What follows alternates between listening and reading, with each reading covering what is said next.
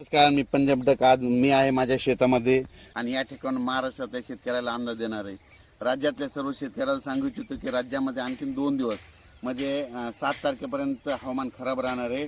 8च्या नंतर हवामान कोरडं होणार आहे, म्हणून हा अंदाज लक्षात द्यायचा. आणि 9 तारखेपासून 9 डिसेंबरपासून परत राज्यात थंडीला सुरुवात होणार आहे, म्हणून हा अंदाज लक्षात घ्यायचा. 9 डिसेंबर ते 14 डिसेंबरपर्यंत राज्यात थंडी राहणार आहे. 15ला परत वातावरण खराब होणार आहे, म्हणून हा अंदाज लक्षात घ्यायचा. पण राज्यातल्या सर्व शेतकऱ्याला सांगू इच्छितो की राज्यामध्ये सध्या हवामान राज्यामध्ये 7 तारखेपर्यंत जवळपास पावसाचं वातावरण राहणार आहे, म्हणून हा अंदाज लक्षात घ्यायचा. पण राज्यात सांगायचं झालं तर जवळपास 9 तारखेपासून राज्यात थंडीला सुरुवात होणार आहे, म्हणून हा अंदाज लक्षात घ्यायचा. त्याच्यानंतर 15-16च्या दरम्यान राज्यामध्ये परत एकदा ढगाळ वातावरण राहणार आहे, म्हणून ही एक अंदाज लक्षात घ्यायचा.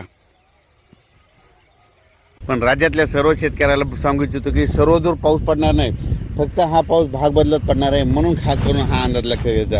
आणि राज्यात इतर परिस्थिती बघितली तर हा पाऊस सुटणार आहे, म्हणजे वारं या पावसामध्ये थोडं वाऱ्याचं प्रमाण असणार आहे आणि काही काही ठिकाणी रिमझिम देखील असणार आहे, म्हणून हा अंदाज लक्षात घ्यायचा. बऱ्याच ठिकाणी म्हणजे सांगायचं झालं तर हा पाऊस सांगायचं होतं पश्चिम महाराष्ट्रात, सातारा, सांगली, सोलापूर तिकडं, त्याच्यानंतर बीड, लातूर, धाराशिव, सोलापूर जिल्हा, त्याच्यानंतर नांदेड जिल्हा, परभणी जिल्ह्यात ह्या भागामध्ये थोडं प्रमाण जास्त राहणार आहे.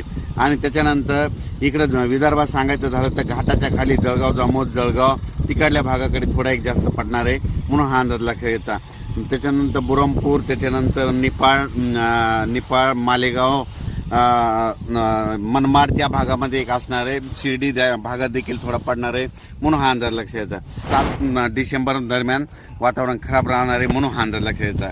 अचानक वातावरणात बदल झाला तर लगेच एक मेसेज दिला जाईल. धन्यवाद.